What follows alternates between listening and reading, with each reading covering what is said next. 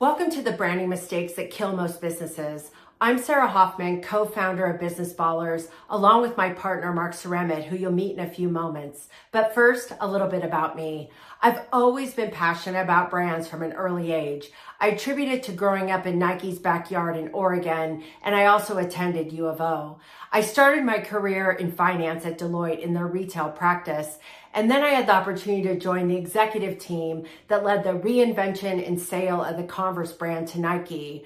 From there, I worked myself up to the chief marketing officer position, leading marketing and e-commerce for several iconic brands, including Drybar, GLD, and Jenny Craig.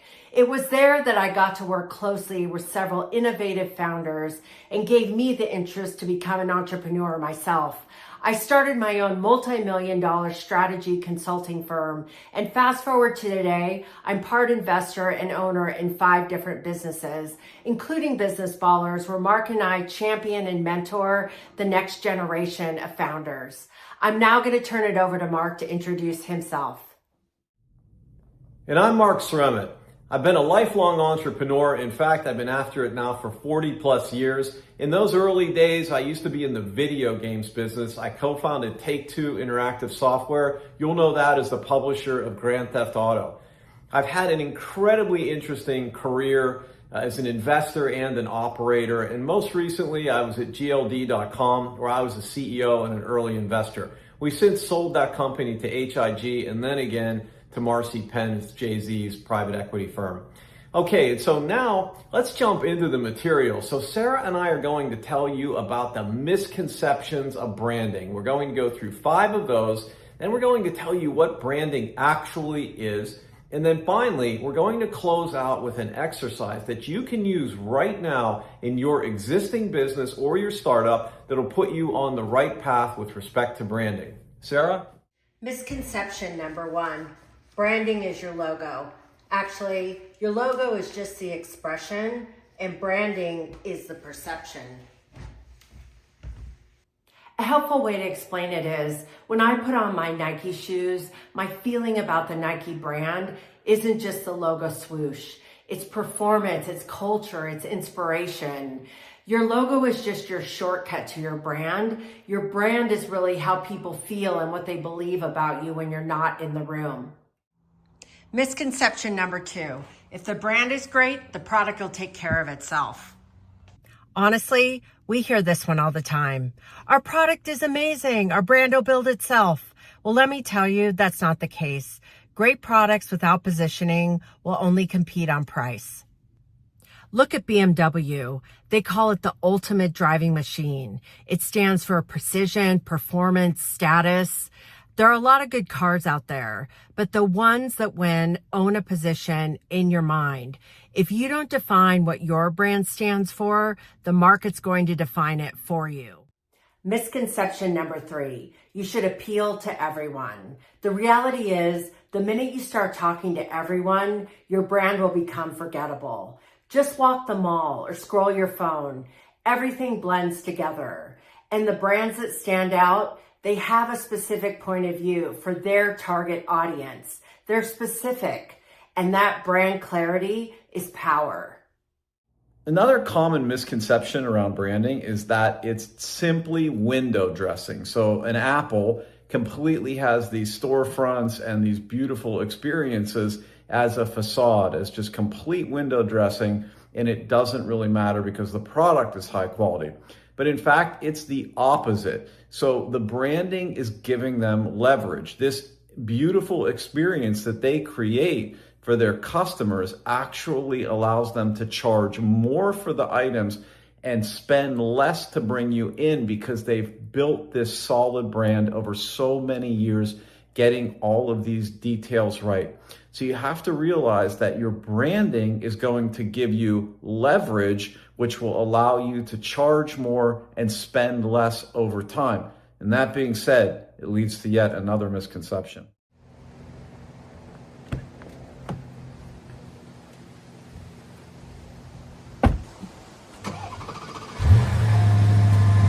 Another huge misconception in branding is that it's all about objective measurement. So CAC, ROAS, conversion rates, margins, look, all of that's important, but you are not going to get somebody to buy this car because of a list of features. You're just not. You have to connect with them emotionally. They have to feel something. Maybe horsepower is important to them, but it needs to go way beyond that. And Bentley does that. From the moment that you walk into the showroom, the entire experience is perfectly choreographed. Every detail of both the experience and the car, the weight of the doors, the attention to detail on the dash panel, the stitching in the leather, the way the car sounds when you turn it over, everything works together to create an extraordinary brand experience. Look, if it were about completely objective decisions, people would all be driving the most economical car possible, but they don't, because some brands can connect emotionally with that customer. So when we talk about your business, it's critical that you go beyond objective measurement. That's going to tell you what happened, but branding will tell you if it'll happen at all. So what does branding actually mean? When Mark and I work with founders, we don't start with colors or the logo. We work to get to the truth of the brand. And what I mean by that is, why does the brand exist? What does it want to be known for? And most importantly, who does it serve, or your target audience? And once we can clearly articulate that, that creates the foundation in order to scale upon. And to be able to scale, you have to do that with relevance.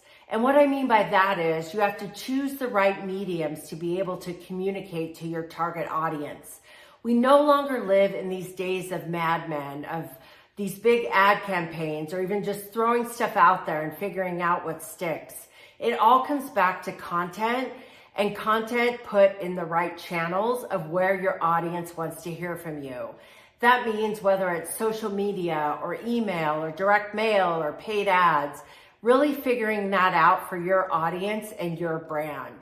In our branding module, we have a framework for that. We start at the beginning with the actual brand identity. So figuring out your mission, your vision, your personality and values. And then we move to that target customer, really sizing them, defining them, figuring out all the characteristics and attributes that you can use for marketing, as well as your North Star throughout your business, whether it's creating product or retail stores or your e-commerce site. And then we go to what's your actual positioning and the narrative for your brand. And that is really what then dictates how you can move forward and figure out your marketing strategy and your marketing plan. And with that, we're now going to move through a tool you can actually use that we're going to share with you on how to build the positioning statement for your brand.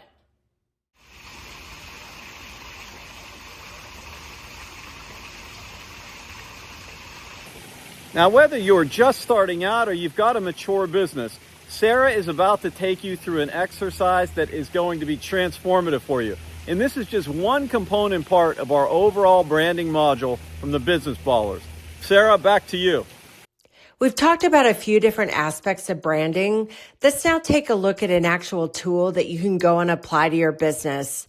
And apologies in advance, as the one part of this video we are going to use slides because we want you to be able to take this information and go back and apply it.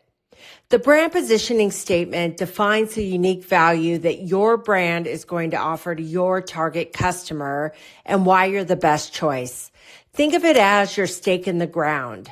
You can do it by starting with these 5 key questions that will help you define your positioning.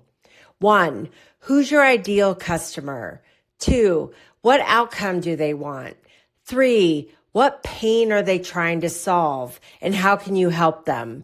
4, what makes your solution better or different from other choices out there? And 5, how do you say it clearly and confidently so your target customer understands it? Next, we put together a framework for you to create your own positioning statement, along with an example to help bring it to life. So if you take a look at the left side of this table, the easiest way to break it down is to put it into a sentence. For your audience who want the transformation that you're bringing, we are offering what's your solution. Unlike other competitors or old ways of doing it, because and what's your reason? And then if you apply that on the right side, in this case, we just made up a clean protein brand. So the way you would break this down is for health conscious women with full lives who want clean fuel to stay strong, energized, and in control. That's their transformation. We offer premium, no BS protein formulas made for real life. In this case, being very clear about what your solution is. Unlike generic tubs filled with artificial junk, everybody knows that's the way the world of protein brands are today. Because we believe clean should also taste amazing and fit your day, not disruptive. What I love about that is it's a very clear reason and differentiates you from everything else out there. Don't get stuck in the same place making the same mistakes that kill businesses. You've got a couple of options available to you now. The first is, since you watched this entire video, you can actually purchase the branding module outside of our full course and put that to use in your business or your startup. And secondly, realize that Sarah and I work with a few select entrepreneurs, and you can apply for that below. We'll set up a 30-minute call, have a discussion, and see if we're right for each other. Now, meanwhile, let's keep building businesses, having fun, and always giving back.